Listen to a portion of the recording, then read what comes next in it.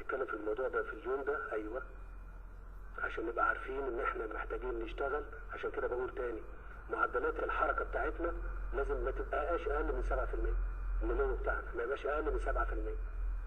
شغل شغل شغل شغل عشان نقدر نقول ان لان هم عقبال ما نولد ثقافه ضبط موضوع السكان ده هياخد وقت.